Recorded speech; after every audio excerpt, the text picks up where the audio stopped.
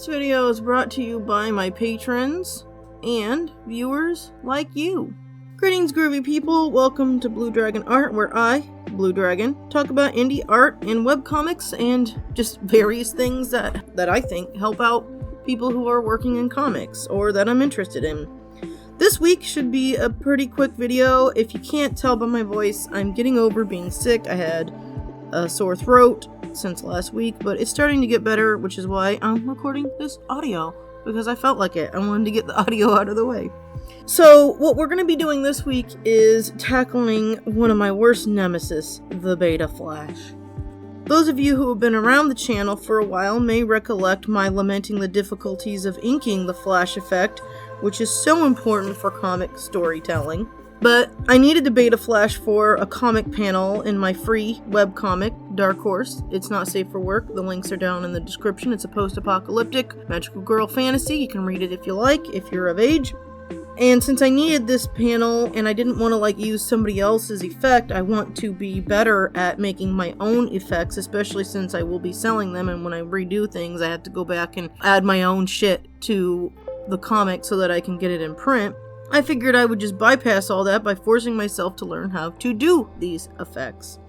So, let's go ahead and take this on. In this video, I'm just going to give a couple tips regarding what I did to create this effect. It's not easy, but you don't get any better by not doing it. So, yeah, just practice, and that's what this was, and I was pretty happy with the end result. So, first and foremost, a quick tip. Since I scan things in and do the toning and stuff digitally, I was able to make sure that I don't mess up my actual comic panel by working on a separate piece of paper. Now, if you're doing this all traditionally and you're applying the zip-a-tone or the screen tones or what have you directly to the page, that's obviously not going to be an option for you, but since I do all that stuff digitally, I went ahead and put on the training wheels for this Beta Flash, and that's something that you can do too. I will tell you how you can add it to your document. If you're using Photoshop, you can just use multiply, and then just the black only will show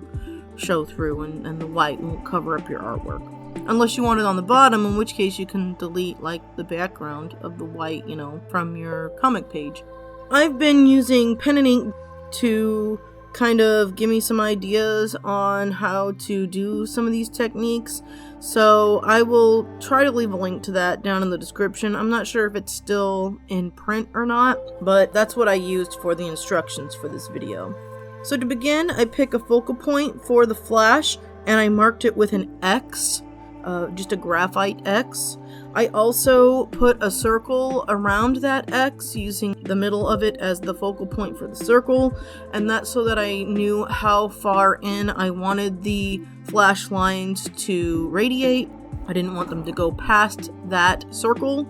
That was just for me to use as a guideline. The other thing that I want to mention is that I used a metal ruler that had the edge off of the paper so that the ink wouldn't seep underneath the ruler. I think that's very important because I've tried to do this with a plastic protractor before, because I was trying to do the angle and measure and everything. No, I found that doing it freestyle with just a ruler, not worrying about the angles, I felt like that was easier for me, and using something that actually touches the paper right next to the ink is going to encourage it to seep underneath and make a big mess. So my metal ruler has some corkboard underneath it, but I also have a wooden ruler where the metal for the edge is off the paper, so I could have used that also if I'd wanted to, but I decided to use the metal one. Alright, so to create the Flash itself, I line the edge of the ruler up with the middle of the X. And I start on the outside and move inside towards that X, towards that focal point. When I do this, I apply more pressure when I start, and start to pick up the pressure the closer I get to the middle. And what that does is it creates the taper that you're looking for when you're making flash lines. To prevent smearing, I worked in just one direction so that I wasn't lining my ruler up over, obviously, the wet ink. I feel like that's common sense, but I thought I would mention it. One other thing that I did is that I worked in stages. Now, a professional isn't going to probably need to do that. I don't know. I'd have to ask a professional. But the reason why I did that is because I didn't want to end up smearing the lines that I just created, especially since I was using a longer ruler. I was scared that the more I got around the circle, the more likely it was that I was going to accidentally rub my ruler over wet ink, which I actually did do at least, well, I'd say probably once, if not twice. So, as a noob, I just decided to take this in stages, and I actually, believe it or not, it took me 2 days to do this, but that's just because I was working on inking several projects at one time. I actually cut out a lot of video from this one because I was bouncing back and forth between inking a page and inking something for the fashion book that I'm working on, and this beta flash here. So working in stages is probably not something that like a professional does, but I'm just a noob, so that's what I did. Something else that I know has to do with me, I don't know what was going on, but sometimes I accidentally dripped ink. It just literally fell off of my pen nib. Maybe I had too much ink on it and I was moving too fast. I don't know. But instead of panicking, I saw the drips and I was like, you know what? You can handle this, you can clean it up later. Just keep moving. So instead of panicking and thinking that the whole thing was ruined, I mean, I was irritated, obviously, but I was like, okay, keep going, you can fix it later. So that was something that, you know, I had to like tell myself, don't get mad, just chill, it's not the end of the world. It's hard to show this in the video, but something that helps is to keep your pen at like, I don't know, I want to say a 45-degree angle. You really have to have it at a very specific angle in order to have like a smooth line. And it's also a good idea to move in one fluid motion.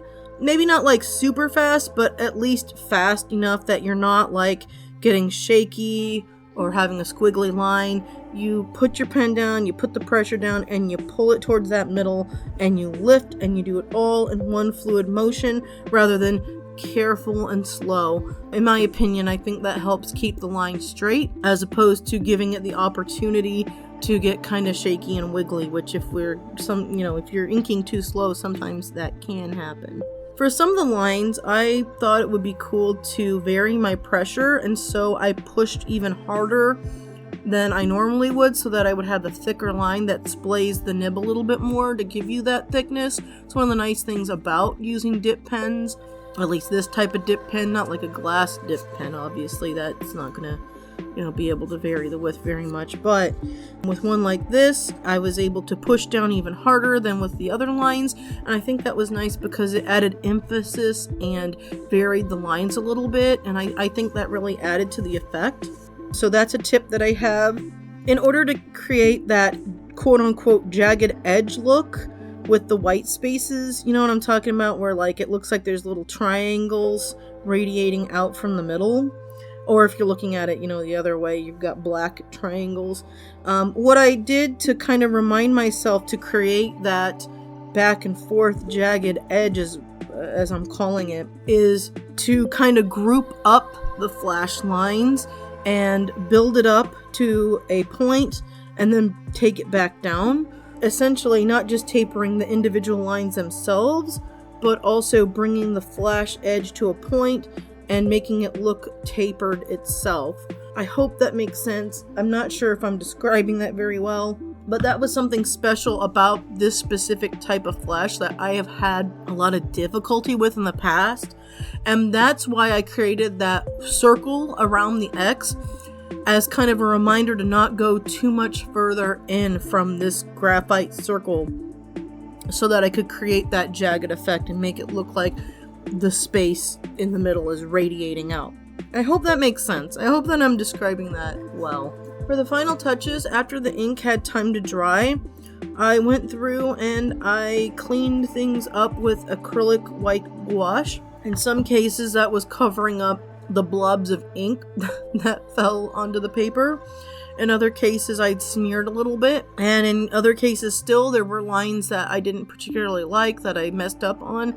And so I whited those out. And once the whiteout dried, I went back and I fixed those specific lines.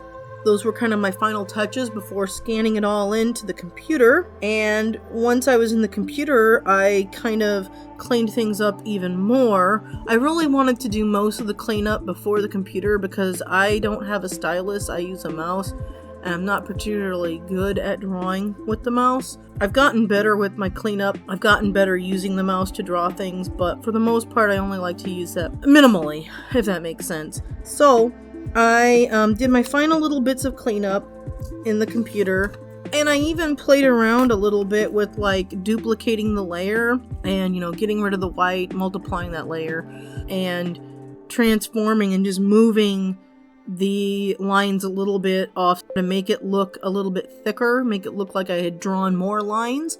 And I really like that effect, which I saved in my computer for like later project. I wanted to use the original, not quite as heavily inked Beta Flash that was what I actually inked. But I also came up with another cool flash, but just by accident I duplicated the layer and I kept doing something wrong.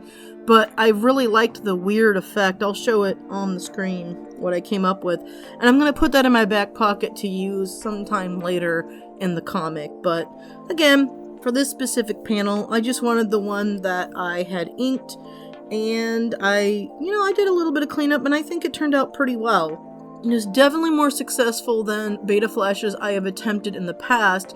In fact, every time I've tried this in the past, I've messed up somehow, so I would just end up using a regular flash. That I was able to finally figure out how to do that. With tutorials, I didn't figure it out on my own, but something finally clicked. And this time something finally clicked with like realizing, oh, those jagged edges need to taper and I need to walk it up to the point and walk it back down to get that effect. I want them to all be around the same area so that they're not completely unbalanced, even though I have a little bit of an unbalance from side to side. But that's why I remembered, oh, let's put this circle and try to not work past that circle, and that might help produce the effect that I'm actually going for and keep things balanced on either side.